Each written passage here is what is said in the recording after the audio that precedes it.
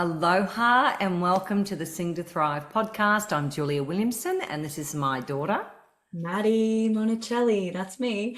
And we are very excited to welcome Vaishali Iyer, a somatic practitioner and coach based in India.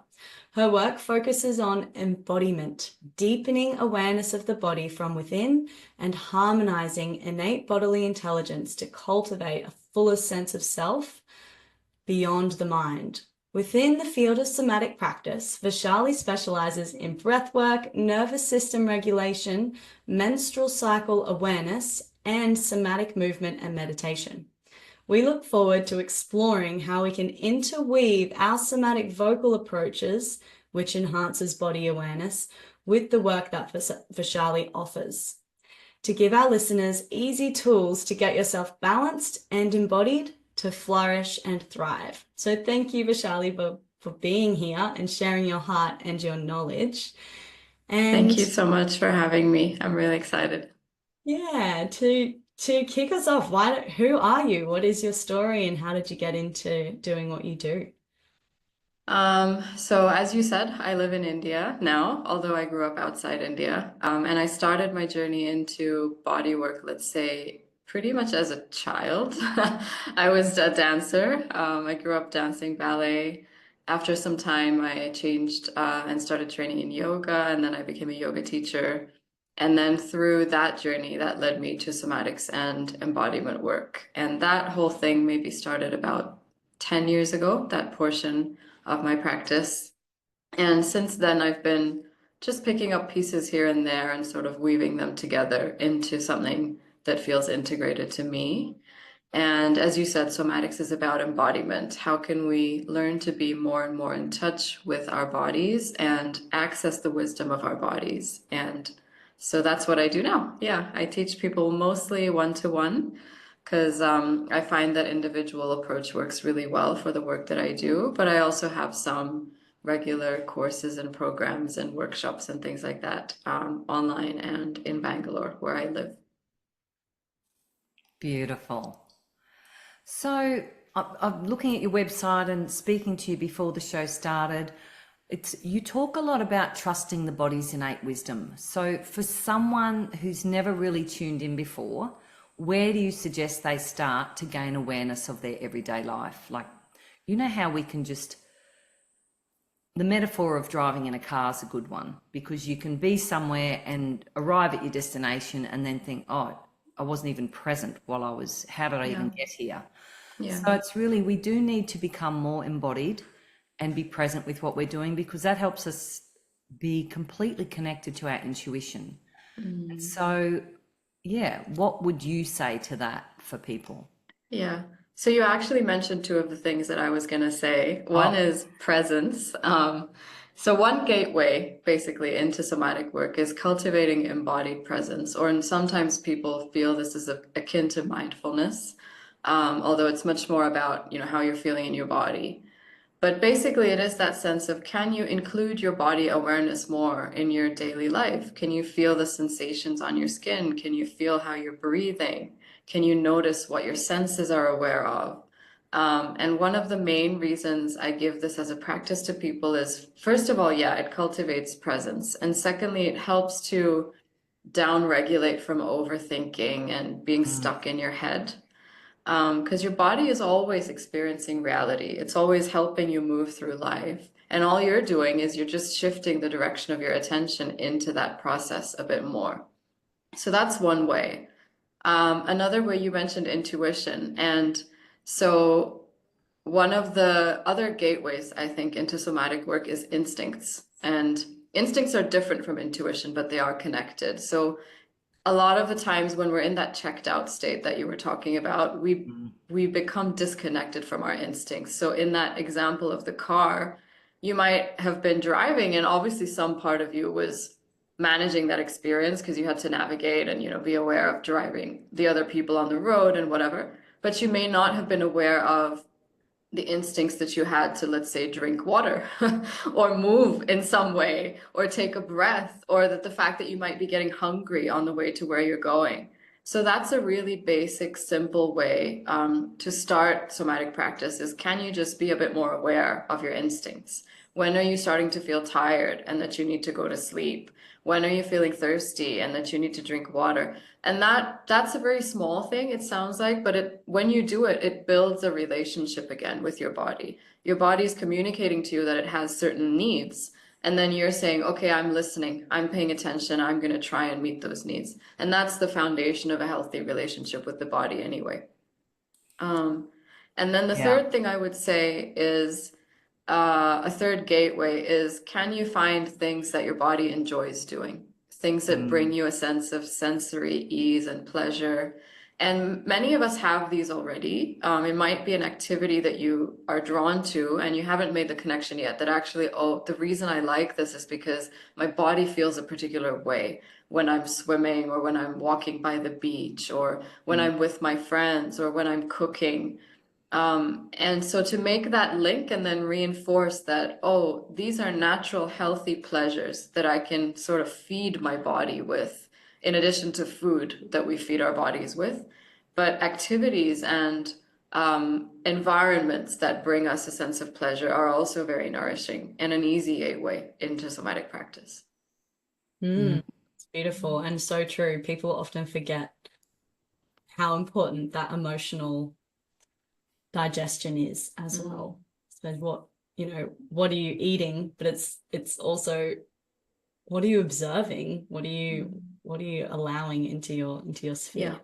Yeah, what are you watching on TV? What are you, Oh, yeah. if you own a TV, I don't own a TV, but, and because I was very aware of that, having adrenal burnout 20 years ago, I was very aware of, if I watched something that was super full on, like some sort of thriller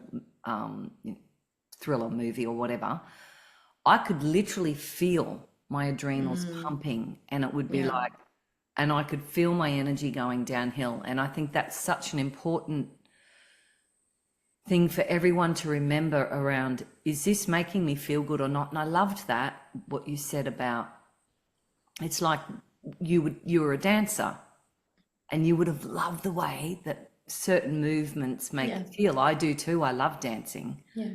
And singing as well. It's like it makes you feel a certain way. And singing certain songs or certain vowel shapes make you feel a certain way. Yeah.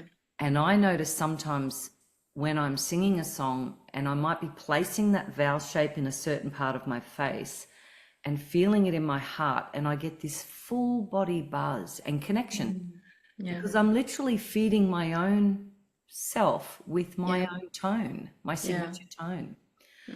I would love your explanation on the difference between instincts and intuition. I think that'd be good to hear. Yeah, let me just respond to something you were saying as well just now. I think a lot of us, like we are fatigued from let's say work or responsibilities or the burdens of life. And then in our time that's meant to be for restoration, we unconsciously reach for the easy things like social media or TV, and in the hope that we will be restored by them, but we usually aren't. So the other reason I will say to people, like, look for the things that your body really feels that buzz of life with, that feels replenishing to you. It's because we want to shift away from those habits or unconscious patterns of just like mindlessly watching things, and orient towards something that's really going to nourish you somatically. And that's the way as well that you build a life that doesn't deplete you in the long run, or at least that you can recover from in the long run. Because ultimately it's joyful. And so, I mean, on so many levels, joy, pleasure, they keep us young, they give us vitality. Like there's so many things happening in the body epigenetically on right down to the DNA.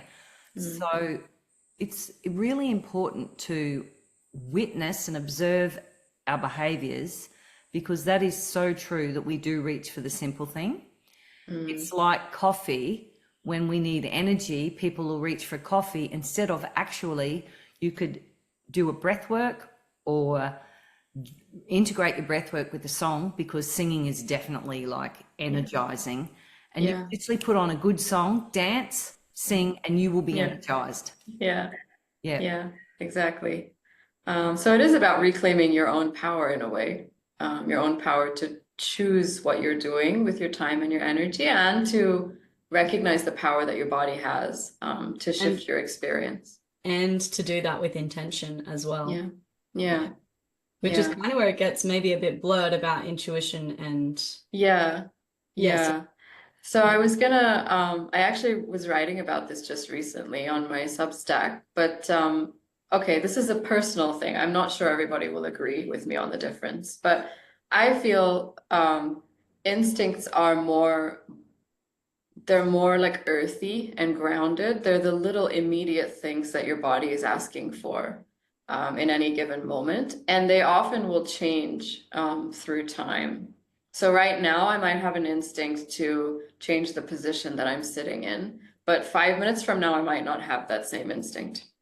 On the other hand, I feel intuition is a little bit more, let's say, spiritual, even though you do feel it in your body.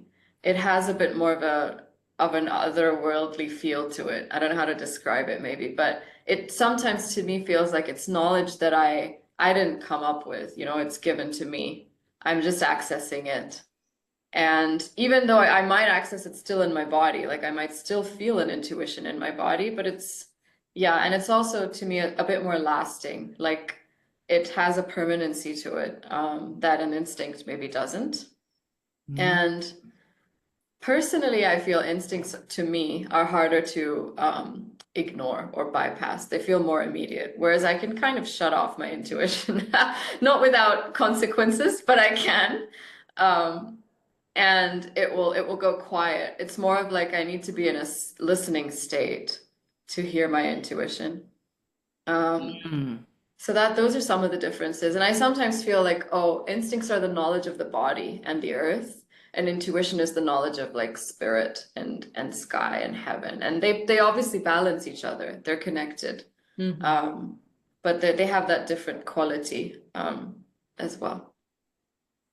I love that. Yeah, that's beautiful. And I can feel that, what you were saying. And I had that experience when I did a 3-month isolation retreat. And I had this, like a download or a knowing. It was like a block of thought that came in, and it was that my DNA is like little antennas. And when I think about something and I want to do it, and I'm trying to get an intuition on that, so that's definitely different to an instinct. Intuition is like, all right, if I see myself going out on that path, how does that feel? And then I see myself going out on that path, and I almost felt like, and I saw this energetically, where there was an aspect of my consciousness that actually went forward in time, if time is real, and then gathered the information of how that would feel and came back to me in that feeling state, but I still received like a block form of information. It's hard to describe. And then went out there, and they've got different qualities. And I was able to ascertain, okay, this feels better. I'm going to do this. And I think with anybody, if we're stuck on what to do, that's one good way of doing it. And then just take a step forward into doing it, even if you're not sure, because you will soon find out if it's right or wrong. Because as soon as we step on a path and it's not right, you know, something will happen. Yeah. So I love that. Obvious. That's really helpful. All right, let's talk, because I want to talk nervous system. Like how do you help people regulate their nervous system? Yeah, this is actually a really great continuation of the whole discussion of instincts, because the instincts are obviously connected to the nervous system. The nervous system in the body is what you could say mediates between our instincts and our cognition, our thinking self. And so sometimes in certain cases, when the nervous system has been overwhelmed or by shock or trauma or stress, then that's when that connection is what doesn't seem to work properly. The instincts can go off, or the cognition, the thinking can go off, or both can go off. So a lot of times we have these ideas that like nervous system work is about calming ourselves down, or being relaxed. And that's part of it. It is definitely part of it, especially if you are feeling stressed or anxious and you've gone into what we call hyperarousal or mobilization, which is when the nervous system has generated more and more energy in response to what feels like a threat, and you feel wired and jittery and uncomfortable in a certain situation. And essentially, when that is appropriate, you might need that energy, you know, because maybe you need to give a presentation, or maybe you need to run fast away from something. And in that case, yes, it's appropriate to have that extra energy in your system. But if you're just living your life and nothing's really happened, or the things that have happened are not helpfully resolved by running away from them or fighting them, then then you have a mismatch between what your environment is showing you and how you're interpreting it. And that's when you really need to do some nervous system work. And the way we would do that is we would come to your body. So oftentimes when we're stressed, we experience it through the mind. We think like, oh, my thoughts are very negative, or, you know, I can't seem to step out of these spirals of behavior and thinking. So the first step is, okay, awareness. I'm in a particular state that I don't want to be in. And then the second step is, what is my body actually experiencing? Why have I come into this state? Where's the danger or the threat that I've perceived underneath the radar of my consciousness?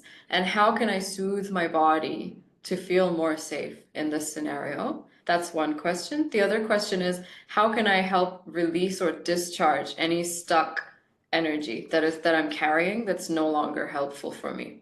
Both of those things happen concurrently usually. So orienting to safety might look like, okay, I'm just gonna like relax my posture a little bit. I'm gonna take some longer, slower breaths. I'm gonna be present to my present environment and not to my spiraled anxiety about what could happen if if this and that.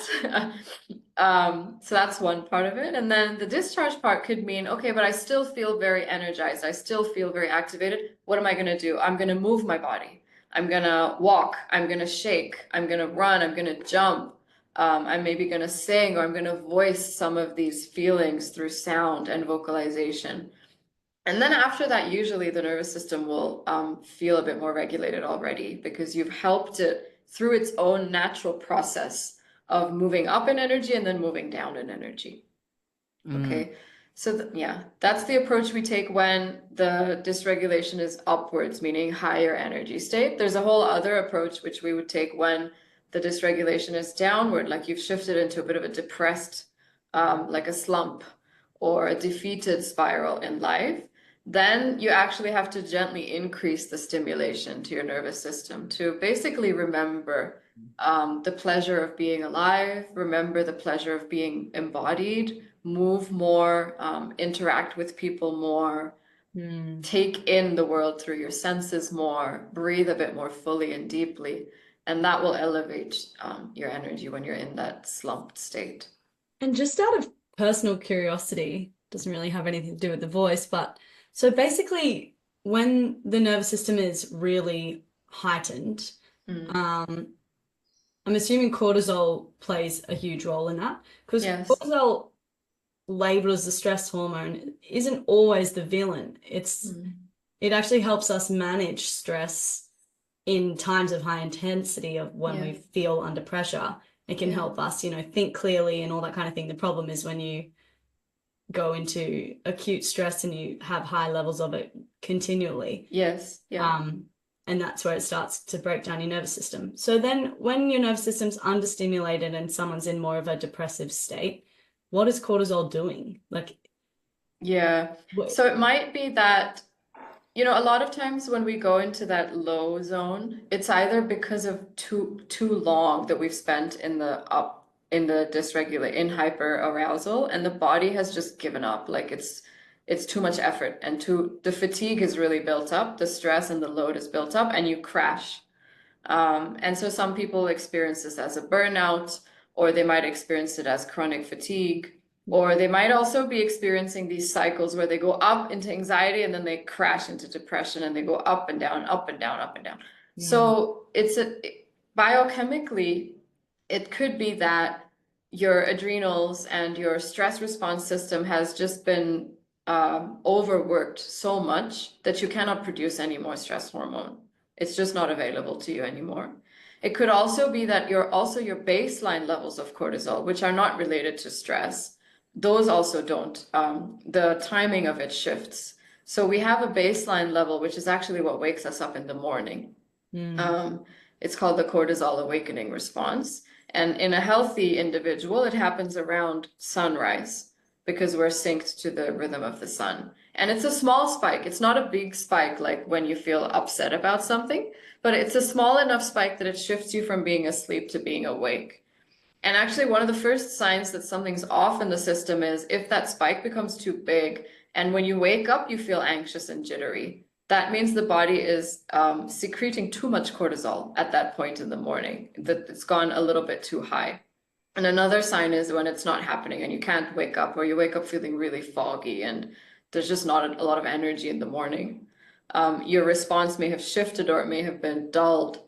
So when you're in hypoarousal, it's like your stress hormones are not functioning the way they should. And the body has actually gone into we call it the second line of defense. So the first line of defense is arousal, hyperarousal, mobilization, fight, flight, etc. And then the second line of defense, usually when the first line has not worked or when the first line has been exhausted, is immobilization, hypoarousal, when you just collapse and you might faint in some cases when the shock is very extreme. But it's like a state where your body has decided that there's no point mobilizing any more resources towards this threat. I'm just going to withdraw into myself. And the vitality is very reduced. And we see this with animals. The playing dead response is this response. They're not playing, they're actually almost dead. Wow. So when an animal has been caught by a predator and the body will just flop. It's an energy conservation because they think that part of it is a pretense that, okay, the predator will leave me alone if it thinks I'm dead. Part of it is also I've exhausted all my resources and I'm going to conserve energy. Basically, the blood flow and the circulation comes right into the central part of the body, into the vital organs. There's no more energy left in the arms and the legs, which is why you feel like, oh, I can't really do anything. My arms and legs are heavy. They're leaden. I don't have energy. I'm not interested in anything. Yeah. How interesting. And so then what is the response the same of how you would support that though, with things that you could do to get embodied? Yeah, so you would still go through that process of awareness and then locating in the body, but the response to what you find in the body will be different. Okay. So because when you find that there's been this contraction in the state of the person, we have to gently introduce some expansion back in. And it's usually very gentle because the body cannot tolerate very much when you're really in that state, in that fatigued state. Stimulation can bring you up, but then you'll crash again. Yeah. So you need to be very, very, we call this titration. It's a chemistry term where you just like dose in a little bit of something, a little bit, and then let the body adapt to that, and then a little bit more, and then adapt to that. And the things that you're dosing in are gentle forms of natural stimulation. So it could be like a sensory orienting practice, like what can you hear? What can you see? What's around you? Can you feel the temperature of the world around you? Can you like sort of feel the fullness of your contact with the ground and the way that you could even press a little bit into the ground to sort of increase your energy? Maybe you might move, but very gently, like go for a walk or do some form of movement that's not going to deplete your energy, like qigong or yoga might be a good idea at that kind of a time, just to get things moving in the body again. Because one of the hallmarks of that state is stagnation. You feel stuck. And and I so- found, Yeah, go sorry, on. sorry, I found very much so, because when you had energy, like when I was really going through a tough time, when I got energy, I then tried to get everything done, and then I Yeah. would crash and burn again. But I have noticed now, and because I've been doing it for so long, but humming, just simple humming, and it actually can take a bit of energy. If you're tired, humming Yep. feels like an effort. Yeah. But it is actually so, if I ever couldn't sleep, I would literally start humming to myself, and it would be an effort. I'd be lying in bed going, but it would eventually, and then I'd wake up the next morning like, oh, I must have fallen to sleep. Yeah. So Yeah. I think they're just really helpful. I loved that tip around just looking around, feeling your environment, Yeah. feeling your weight in the bed. Just again, it's that awareness, isn't it? Yeah. And humming is such a great one because, so from a Chinese medicine perspective, it's a form of vibration. And vibration is literally movement inside the body. So even if you don't have the energy to move the parts of your body, like you don't even have the energy to get out of bed and walk, you could be sick. And so it may not be a good idea for you to get out of bed and walk, but you can hum and it will move things inside your organs, inside your fluid system. Yeah. Massages. the Yeah, organs. massages the organs. Yeah. Would vibrate things on a cellular level as well. Yeah. Yeah. So they have this practice called the healing sounds. There are 6 sounds that they make, which are associated with the different organs, and you can hum them. You can also whisper them, and they're considered discharge You like know sounds. those? Yeah. Oh, you have to Yeah. share them with us. Okay. Share them with us. And then I'd love to talk about honoring our cycles, like for women, menstrual cycles, because Sure. that's fascinating what you're doing there with your work. So, all right, let's show Yeah. us. I'm excited. Okay, so we could do them or you could just listen. It's up to you. But so in the Chinese medicine system, basically the organs are the organs themselves, but they also each have a particular element and a particular function and energy that they're associated with. So I'm going to take you through a certain order that we usually do the healing sounds in, and we start with the lungs because the lungs are the closest to breath, and of course we're humming, so we're using our breath. And they're also closest to energy because of breath. So the sound for the lungs is the hissing sound actually that we did earlier. Yeah. If you're going to vocalize it with your vocal cords, you can do zzz. But if you're just going to whisper it, you can do s. So basically you'll breathe in and then you'll make the sound on the exhale. S.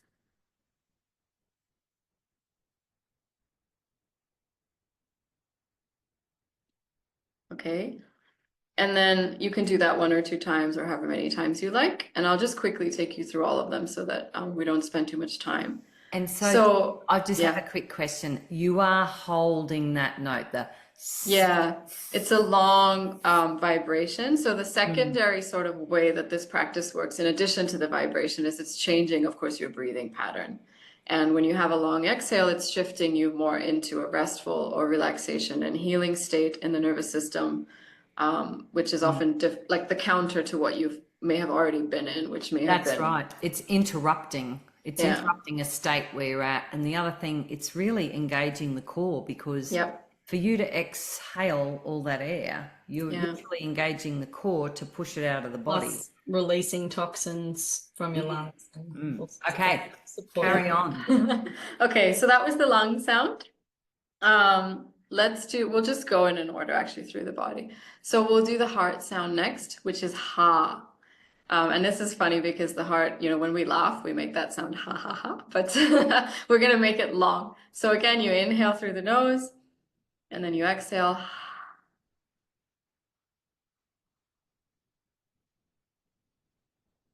Great. Good. And then we'll do the spleen sound or the stomach sound, which is hu, like H-U. So inhaling through the nose.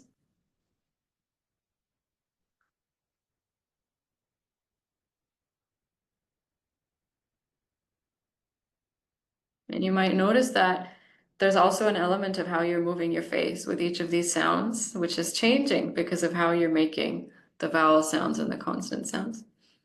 Okay, then we'll do the liver sound, which is shh, like someone's telling you to be quiet. So inhale through the nose.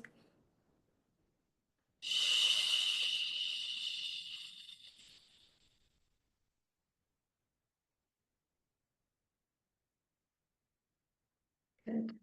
And then we'll do the kidney bladder sound, which is like a train's coming in. So you chew, sort of. Okay, similar to the spleen, but it has that ch sound at the beginning. So inhaling through the nose.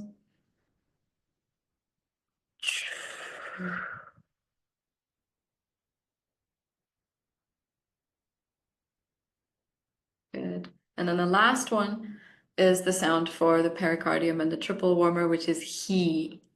That's the one we'll finish with. So we're going to inhale.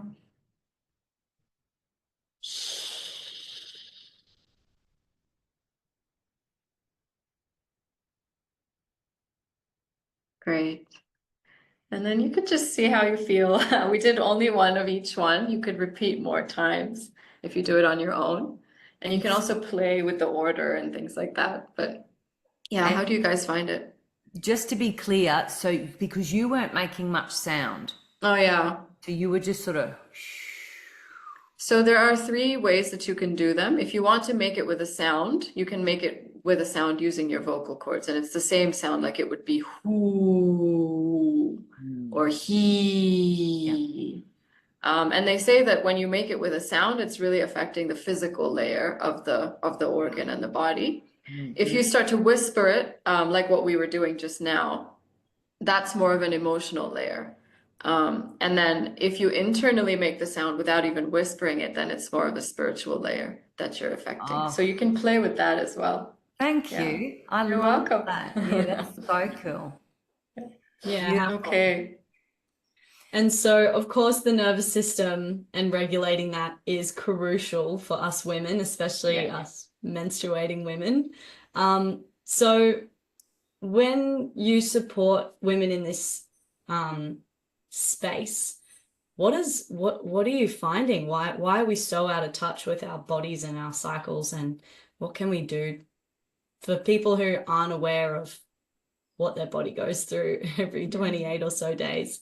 What can we do to help integrate like cycle syncing and just being more embodied, I guess, with our cycles? Yeah. So the first step is, of course, education. We do need to be educated about these things. And I feel that, like, I don't know what it was like when both of you were in school or when you were growing up. For me, there was some partial information about, it was sex education, basically, about how not to get pregnant and the fact that you're going to menstruate. That's sort of it. And I know some people have had even less than that. It's really also dependent on culture and generation.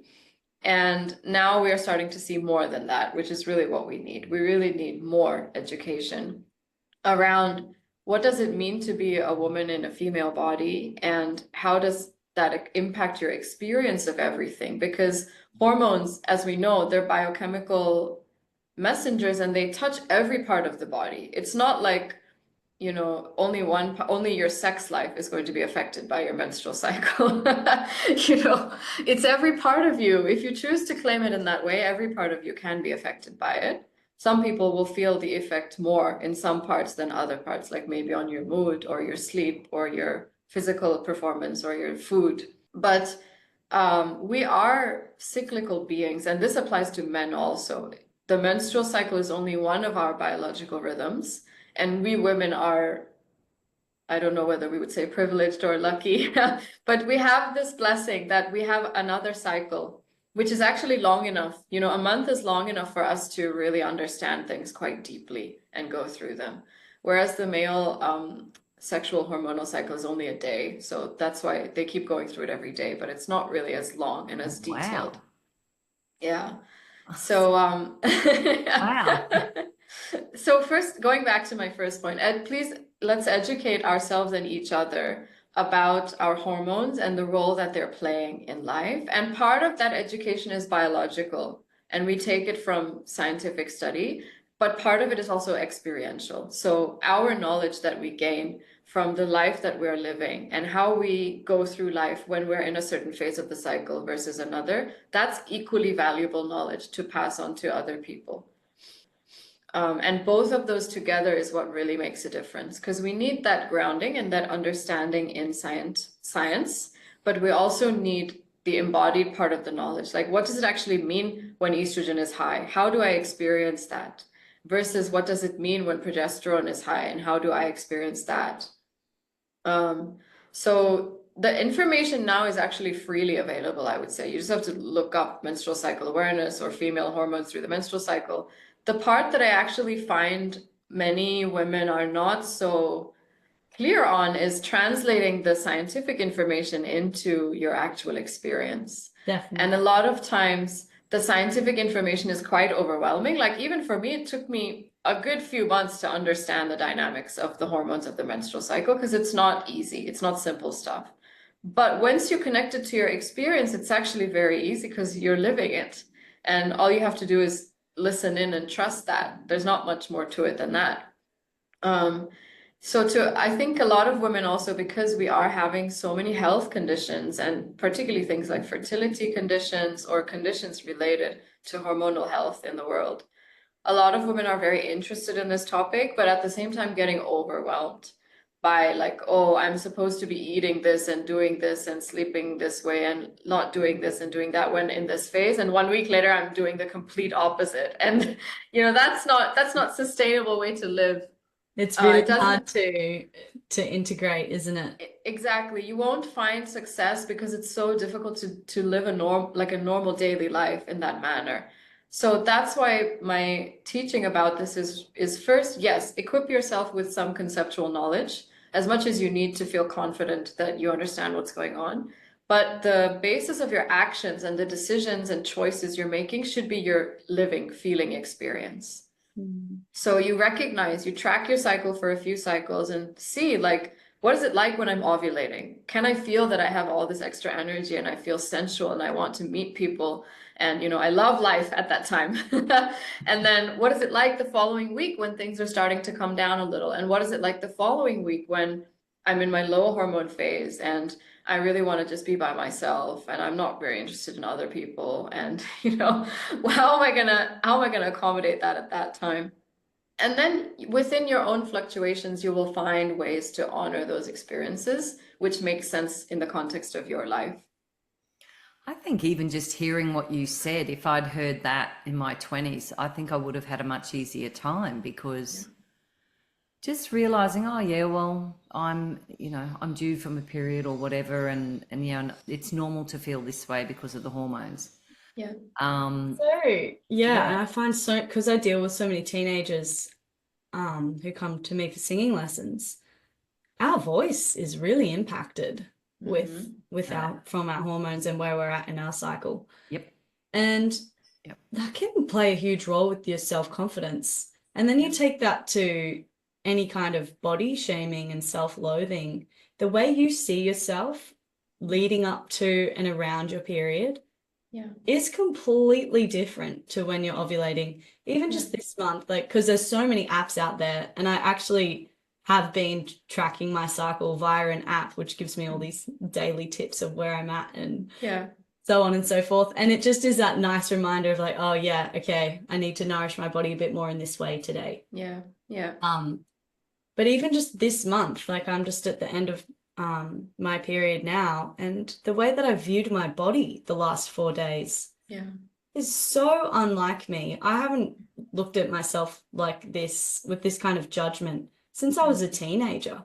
And I'm just like observing my reaction, being like, wow, what is going on in my body right now, in my mind? It's like, I know in about 2 days I'm just going to feel back to normal and I won't be as bloated and all this kind of thing. It's like, if we had awareness of how much our hormones were playing a role in that, we wouldn't feed that energy more and get tangled in that web of self-doubt and negativity, spiraling of self-judgment as well. And I think so many young girls get so caught up in how they look and probably just gets really heightened around their period, and then they don't realize that it's changing them when they're ovulating and they actually feel good, because then another week's come around and you feel in judgment again. It's like, but if you're aware of it, you notice that, you might not take it so literally.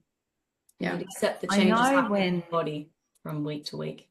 I know when I was younger that we were very much in the masculine. We were very much go, go, go, and you had to keep up every day. I was an administration manager. I used to work 12-hour days, and I expected I had these high benchmarks of myself. And some days I was like superwoman. I could be so productive, and I'd feel so good about myself because I was so productive. And then the days that I was not as productive and wasn't performing as well, it's like I would beat myself up. And I see this as a super big issue with women, because we're not honoring our cycles. Yeah. We can't be woman every day. And of course we will always be that at some stage through the month. But it's about accepting, oh wow, okay, I'm not feeling that great today. And I tell you what, for anyone listening to this, because in my early 20s, I remember speaking to my sister about this, because she was a professional singer also. And I was like, is your voice different when you've got your period? And she's like, oh yeah, it's so much thinner. And I was like, mine too. And then we were talking to other singers, and they were saying, yeah, it's not as rich and as full. And I always found that fascinating, because it's like the body's releasing, and we're meant to be in that inward resting, nurturing phase, yet we're out there doing, giving, and it makes sense to me now, but it certainly didn't make sense to me back then. And I used to worry about my voice and think, all right, I've got a gig coming up. If I'm, sort of play in my mind. Whereas if you had that awareness, you wouldn't have even worried about it. Yeah, well, I eventually got to that, because I knew that through experience, it was fine, however many days after my period. So let's look at, all right, so you're going to run us through a little activity. And because Madeline and I really wanted to see how you worked and see how we could introduce voice into that, but I already just love those moves you gave us. So because I've been doing voice yoga this week, we did that 7-day reset, and I'm more committed to that at the moment. Again, being the feminine, I'm flowing in and out of different things that I feel like doing. And I love walking out, putting my feet on the earth and doing these 5 moves that work for me, and I do sound with them, and I'm actually singing. I'm singing words like let go, I release, whatever. I let go what I can't control, and then it's like I release, I am at peace. And then with the aura swipes, I'm singing I am love, I trust life, because again, it's imprinting, creating neural pathways that are positive, that can replace these negative patterns that we've all got by degree. We all go into our stuff. And so take it away. We'd love you to run us through a little activity. I would just also add to what you were saying before this is the big shift with cycle awareness. And actually this applies to men also, because like I said, there are multiple biorhythms in the body. And the nature of a rhythm is that there's a high and a low, or there's an ebbing and a flowing. And in the menstrual cycle, the high is ovulation and the low is menstruation. But in all the other rhythms, it's the same pattern. And when you were saying, like you're very in the masculine at that time in your life, that form of life is linear. It doesn't have an up and a down. It's just linear, and it's usually linear like this. It's going up. Or at least that's the goal. It doesn't usually manifest that way, but yeah, that's the goal. Whereas what we're doing is we're finding the ebb and flow, and we might be finding it in this way first, and then we reorient that, and it becomes a spiral that we're going up. So what I'm saying with all these shapes is one of the main paradigm shifts is to recognize cyclicity as part of who we are as living organisms and part of nature. And we're going back to nature to kind of show us how to live again, because nature has persisted and created for millennia, way longer than we have. And so to trust that in that ebb and the flow, that's the force of creation. You're not going to lose anything by going down into that down part of the cycle, because you will come up, and the down part feeds the up part, and the up part feeds the down part. Totally. Wow. That's beautiful. I felt that in my heart when you said that. I was like, yes. Really beautiful, really important. really important. It's surrendering and allowing Yeah. for that cycle just to be, and to surrender into that and be shown and led Yeah. again by our instincts, Mhm. by our intuition, And also listening to that. the intelligence of the body Mm. and source that's all around us. Yeah. Okay, so practice time. Let's see. We'll do, how much time do we have? Oh, how much time do you need? We can do a short one, like 5 minutes, maybe 10. I won't take it beyond 10 minutes. That looks good. Okay, Yeah. that sounds good. I mean, So this is for this is for you and everybody to get a sense of what somatic practice could feel like. And I'm going to take you through something very simple around the senses because I noticed it caught your attention earlier, and it's one of the easiest and yet also most mysterious ways to connect with the body. You know, we usually take our senses for granted. They're just existing and we're seeing things and hearing things and whatnot. But there is a way in which sensory presence and sensory pleasure are so nourishing to the body and to the attention. And all we're doing is we're tuning into that for the next few minutes. So you might find that this practice shifts your energy level. Like you might start feeling more awake or you might start feeling more relaxed. It's one of those nervous system regulating practices. You might also find that it changes your attention from being like in the outside world to being in the inside world. And you might also go back and forth. And that's another beautiful part of this, that we can experience ourselves and the world through our senses on this spectrum or this continuum between what is outside and what is inside. And I think to give you also the freedom, you can do this practice in any position and place.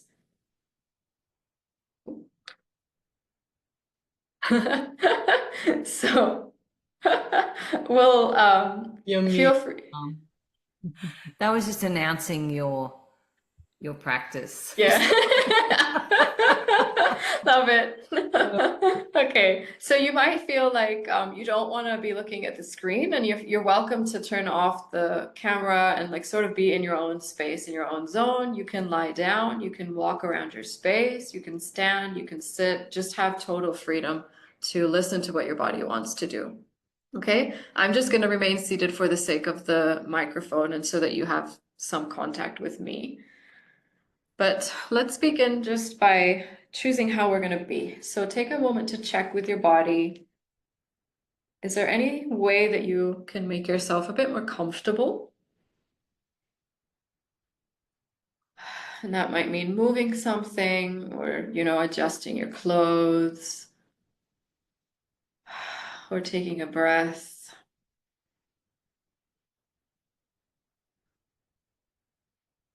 And when we attend to our instincts, particularly our instinct for comfort, it already starts the process of shifting the body towards regulation and relaxation.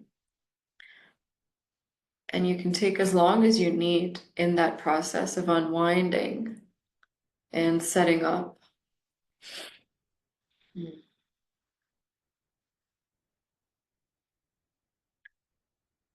And then when you're ready, I'm going to take you through some of your senses. And the intention here is for you to find what feels pleasurable and enjoyable to your system. So if one particular sense feels really juicy to you, just stay with that one and let me go, basically. And if you feel like it, you can follow along with me as we kind of journey through each of the senses. But you're honoring your own sense of timing and rhythm with each sense as well. Okay, so let's actually start with motion sensing. So what we're going to do, depending on whether you're sitting or any other position you're in, you're going to find a way to slightly move the body. And so for context, I'm like shifting my weight from left to right a little bit. And I can feel I get heavier on one side, and then I come to the middle and I get heavier on the other side. And see if there's any part of this very simple movement that feels easy and enjoyable that you could relax into.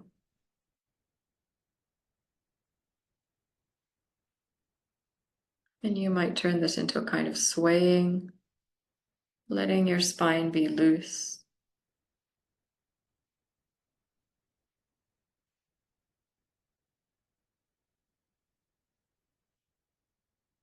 And you're checking in with the contact of your body on the chair or on the floor and how that's shifting.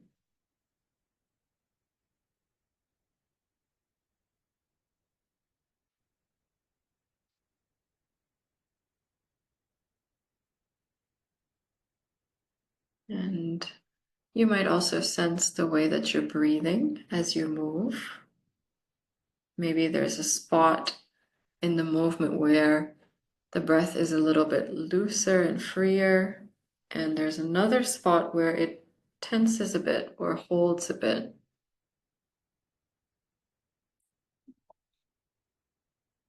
And see how you can allow the breathing to be fluid, unrestricted.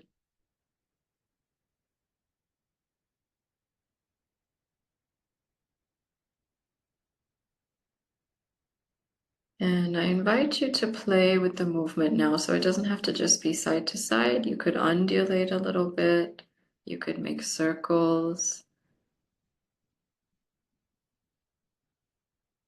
It's like the base of your spine is rooted in the ground, but the rest of your spine all the way up to your head is free.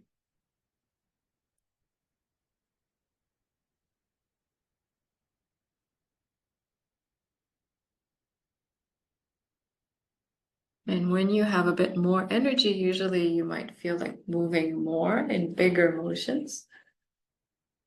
And when the energy is a little bit lower, you might feel like doing really small, invisible motions.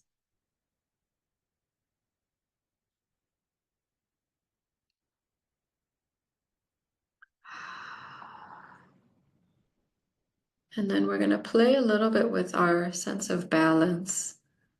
So we have a little organ inside the ears, which relates to our vestibular system, the system that tells us when we're in the center in relation to gravity and when we're off center or about to fall over. So what we're going to do is we're going to come back to that side to side swaying movement. And this time, we're not so much perceiving the movement, but we are perceiving when we're off center, like I'm currently off to one side, and then I'm going to move myself back towards the center, and then over to the other side. And every time you cross the center line, could you find the place where you feel that centered quality? In other words, how do you know that you're in the middle?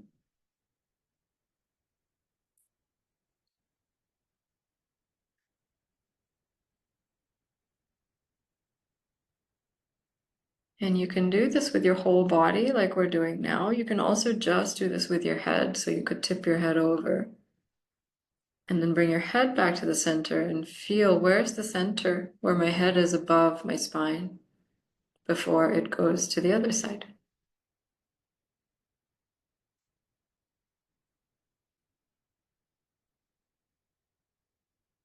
And sometimes it actually feels good to be off center. So remember to find what's pleasurable. Maybe you feel like leaning over to one side for a while.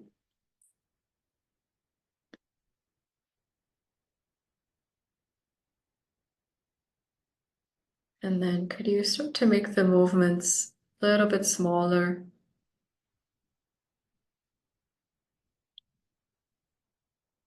Like you're a pendulum that's coming into balance.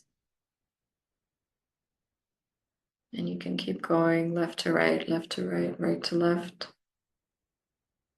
And eventually your pendulum, your spine, will find the center where it's just hanging out.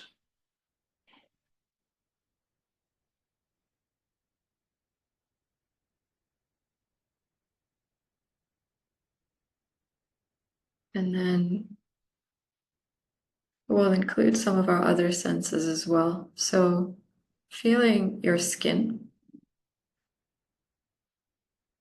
one of your largest sense organs.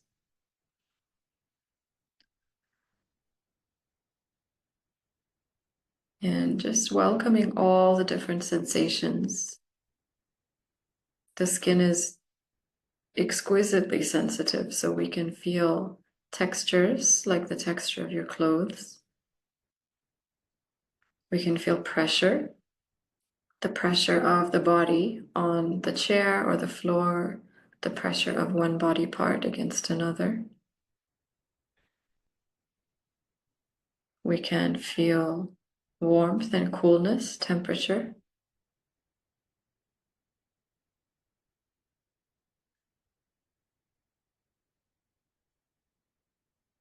And we can feel motion. If there's something moving along our skin, usually air.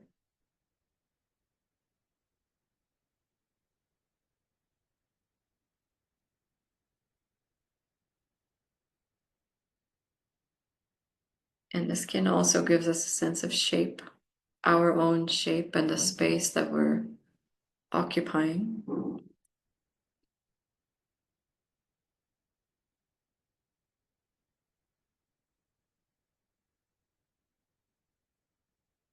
And inside the skin, we feel our muscles,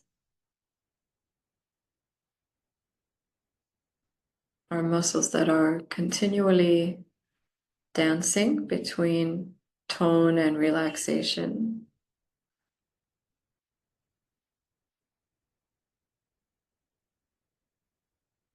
And some of our muscles may be a bit tense, others may be a bit more relaxed. And we can welcome that whole spectrum.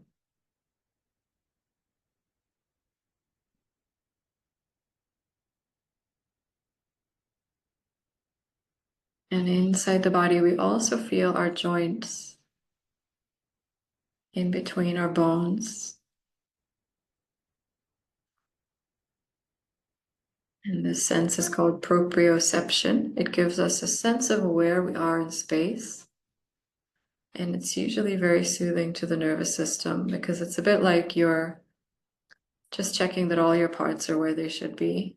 And your brain feels soothed knowing that everything's connected, everything's available. So you could start by sensing your big joints, your hips, your knees, your shoulders, your elbows, and then the smaller joints of your wrists and your fingers,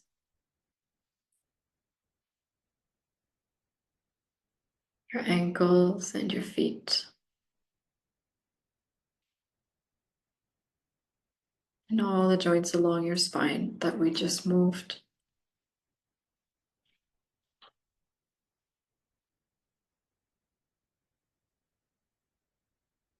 From your tail up your lumbar spine, through your middle back, upper back, neck, and skull. And there are actually joints in between the bones of the skull. The obvious one is the joint of your jaw to your skull, but even others where your cheekbones meet your nose, where they meet your ears, and where the bones of your skull fuse together when you were an infant along your crown.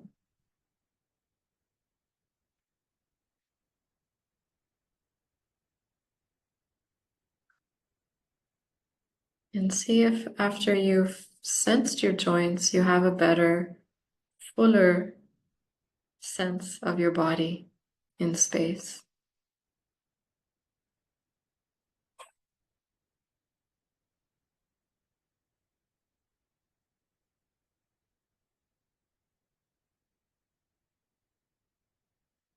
And then we're going to start to shift our awareness from the inside of the body out, and we'll use the breath as a way to do that. So breath is another of our senses, actually, or we can sense breathing.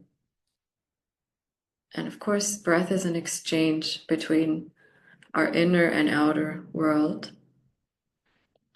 So you could sense your inhale coming into you from the outside. Whatever you are receiving from the world. And you could sense your exhale leaving you and carrying something of yourself with it, either something you're releasing or something you're sharing with the world.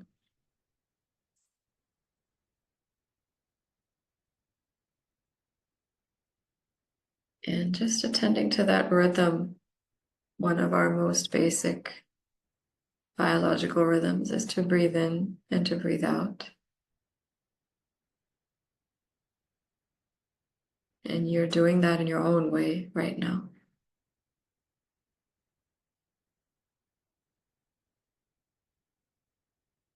And in this way, our life force is renewed.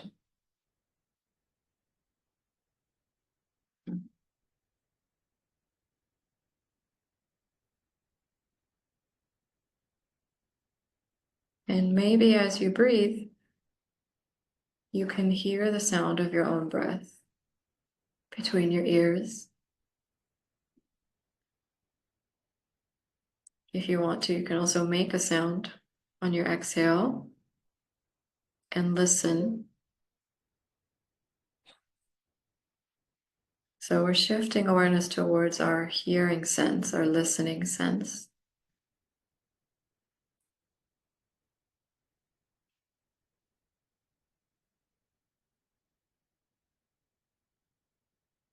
And along with whatever we hear inside ourselves, we can also start to hear what is outside the body, the sounds of our environment.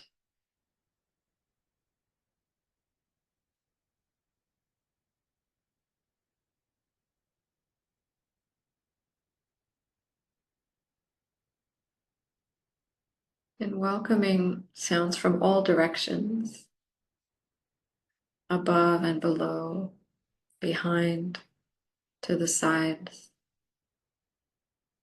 When we listen, our attention spreads in this 360-degree orientation.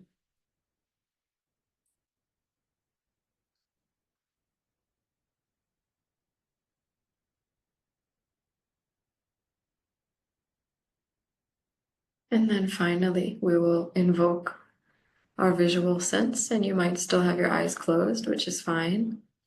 But you'll just shift awareness to the eyes, the sensation of the eyes, and whatever you can see, the darkness and the colors.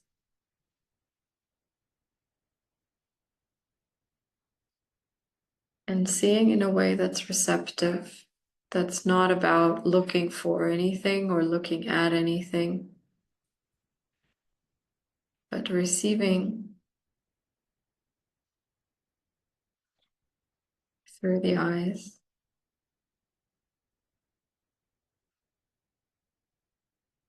And at some point, you may wish to open the eyes and receive the world around you.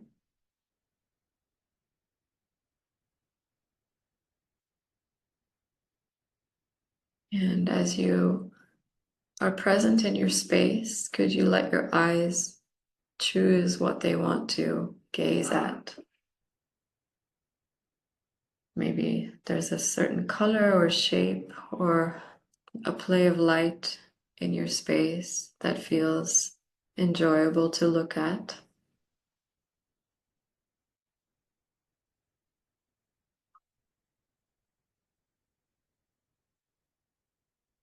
And letting your attention and your gaze rest with that as you slowly come out of this practice.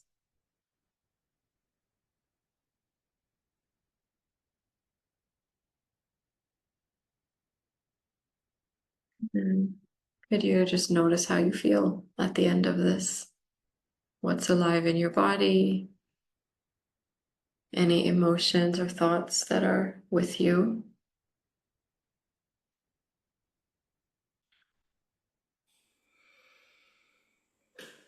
My emotion is gratitude. That was beautiful. Mm. I really dropped in, and I love the you know, because that happens when I meditate. I wanted to Yeah. ask you about that. Like my body will just start doing a vortex.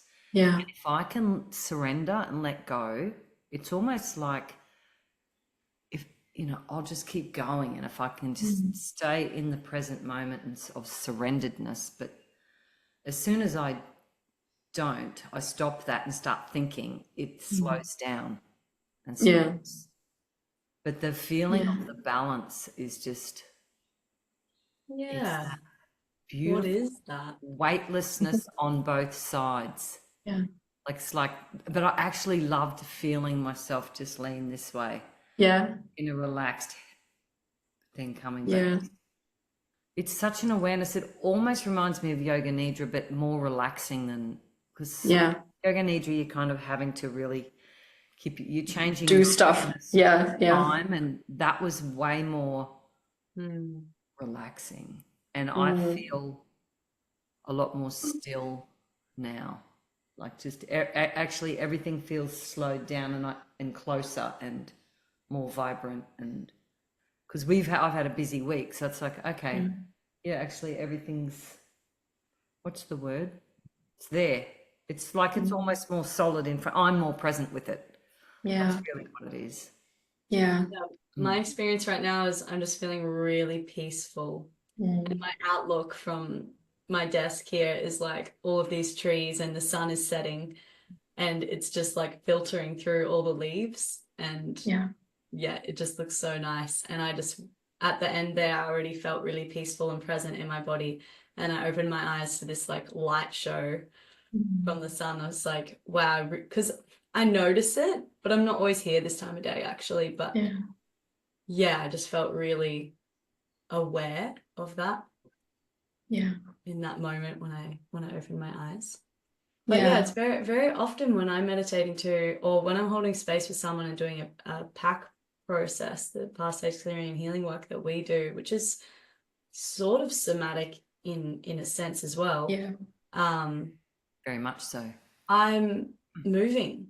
Yeah. Every time I hold space with someone, I'm either side to side, and that ends up turning into that Yeah. spiral, that vortex. So is that just us channeling energy? What's your take on that? Like, what is? Yeah. I think we instinctively, like, children do this quite a lot. So, okay, on one level, from a nervous system level, rocking and swaying motions are soothing to the nervous system because they provide a certain kind of stimulation. That's what the motion sensing is. We sense our weight moving. And sometimes when we're agitated, that helps to, like, it's just enough energy and motion to calm us down and feel present in the body again. Because a lot of times when you are agitated, if someone just asks you to sit still and pay attention to your body, it's very unnerving and it's too much. So this kind of amount of movement can settle you. From an energetic perspective, I think when we meditate, we do open ourselves up to the currents of energy that are flowing all around and inside us. And especially if you're doing a healing practice with somebody else, you're even more sensitized to that. And I think having this experience of it's all flowing, it's all moving, it might be a way that it stops things from getting stuck or blocked in you or in the other person or in the space that you are creating together in the healing. And then what you were saying earlier about when you meditate and if you start thinking, it stops the movement, that's such a cool discovery because basically thoughts are a form of movement, but a lot of times when we think, we freeze the body.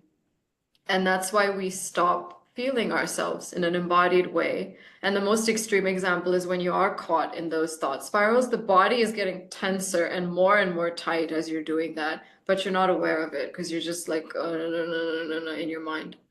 And so in meditation, I think we're recalibrating that whole relationship between motion, open, energetic motion in the body. And then sometimes your thoughts will come and then you remember like, oh, hey, no, I'm a living being and I'm moving and I can just keep moving and be in the flow in that way.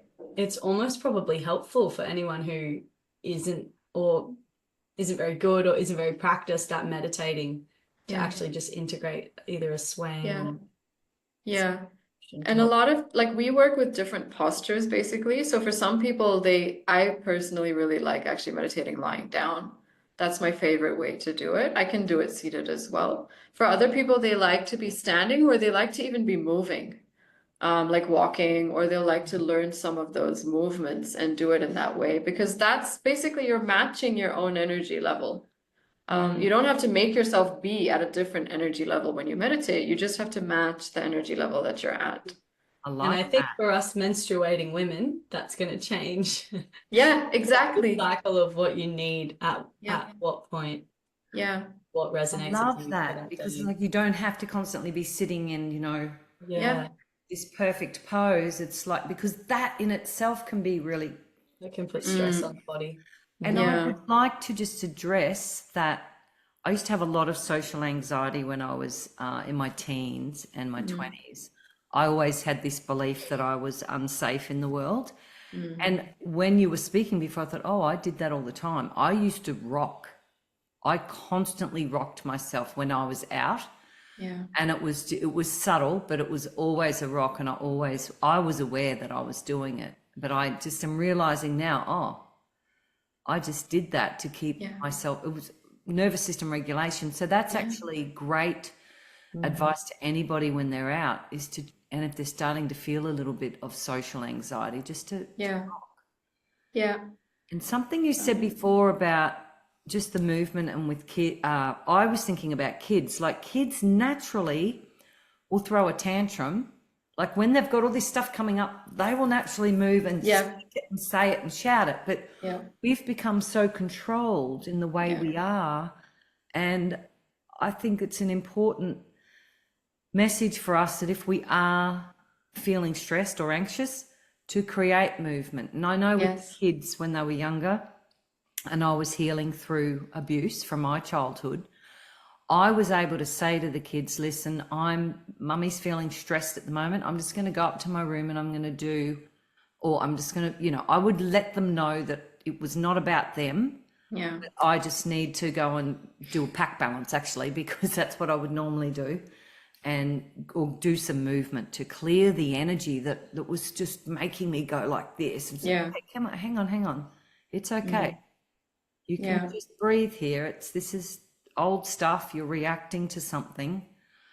So I think it's fantastic. I have enjoyed this conversation so much. Thank you so much. Thank you both so much. This was wonderful. I loved leading you through the practice and all the questions, and it just flowed so well. So thank you. And I would love to, I was thinking, wouldn't it be nice to grab that? We'll do it for you. We'll grab that end practice and we might even put a little bit of music underneath it. Oh, yeah. Yeah, we'll do something like that. Amazing. Thank you. Thank you. So much. Thank you so much. Yeah, you too. Thank you for sharing, and give us anything. We'll all put it in the show notes for people to find you. Yeah. And I just want to say to people that because I started following you and I joined your Substack because there's quite a few writers in that Substack. Wow.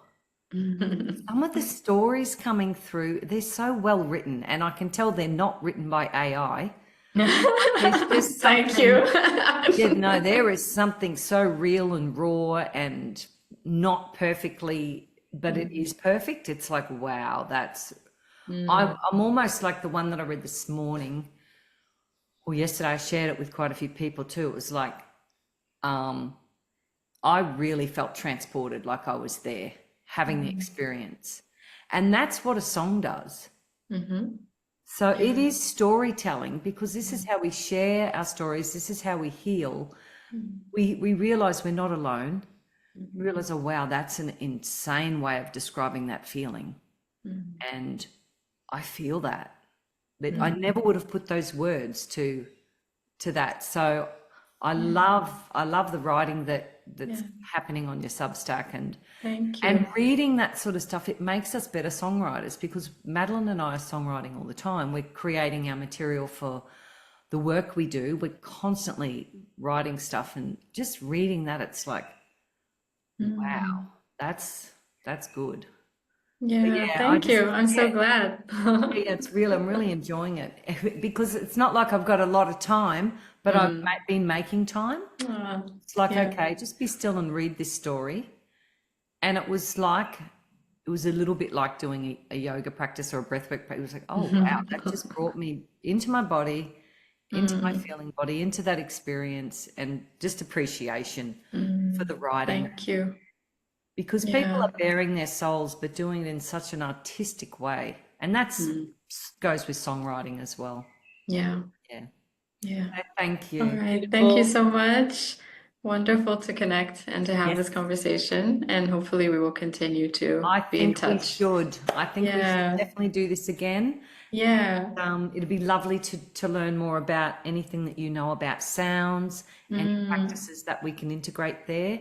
Because I know our audience will love that, because there's simple things that we can bring into our day-to-day lives that really help to pick us up quickly, without the drugs, without the sugar, without the addictive behaviours we've all had, and that's why we know how to heal it. We've been there too. So Yeah. All right. Anything else, Maddie? Is that it? Just, is there any last words or last message that you'd like to share with our listeners before we close? I think whenever you're approaching your body, just keep it very simple, be gentle, and do a little bit less than you think you can, because that's how you build something sustainable and that feels like there's no pressure to it, you know? Yeah. Where were you 30 years ago? Yeah, in the womb, but yeah. I know. All right. All right, so much Thank love. you. Thank you. Thank you. Bye. Ciao.